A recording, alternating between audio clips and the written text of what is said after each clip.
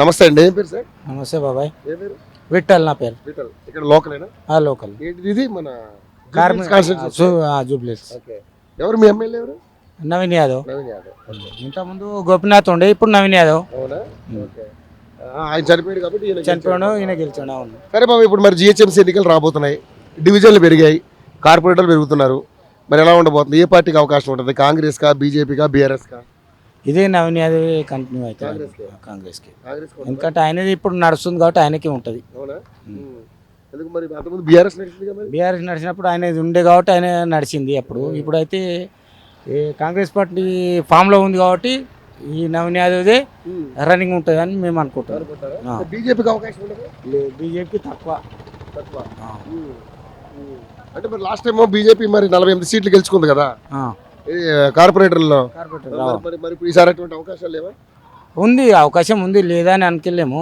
దానికి అవకాశం ఉంది, లేదా అని లేము. ఎప్పుడు ఏ పార్టీ అనేది దాంట్లో ఏం లేదు. దానికి అవకాశం ఉంది, లేదా అంటే ఏం లేదు దాంట్లో.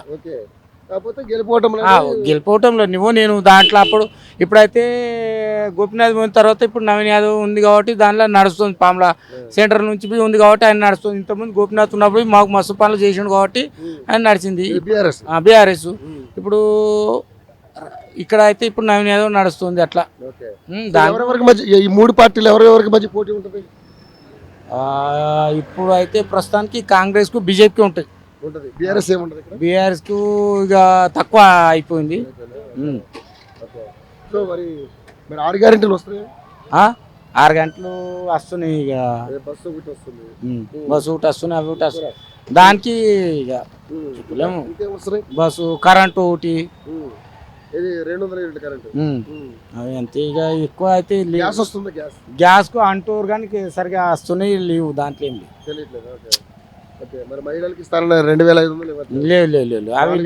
లేవు అవి ఏం లేవు. మహిళ చీరలు గీరలు అన్నారు, అవన్నీ ఇప్పుడు మళ్ళీ ఏమో చెప్తామంటారు. వస్తే ఇంకా తయారు చేసినామంటారు కానీ అది ఏం లేదు ఇప్పటి వరకు అయితే.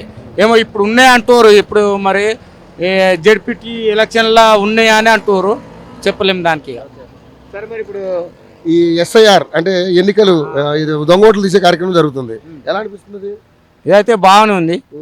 దీంట్లో దొంగ ఓట్లు ఊర్లు ఉన్నోళ్ళే ఇక్కడ ఉన్నోళ్ళే ఒక జాగాలో ఉండేటట్ల ఇదైతే సరే కరెక్ట్. ఆన్లైన్ చేస్తారు, ఇక్కడ ఉండి అక్కడ ఉన్నోళ్ళే డబల్ ఓట్లు. ఒక్కోసారి ఏంటంటే ఊర్లు ఉన్నోళ్ళు ఈడ వేసిన వాళ్ళు ఊర్లో వేస్తారు. అట్లాంటి క్యాన్సిల్ చేసి ఇది కరెక్టే. ఇది ఓకే, ఇది బాగుంది.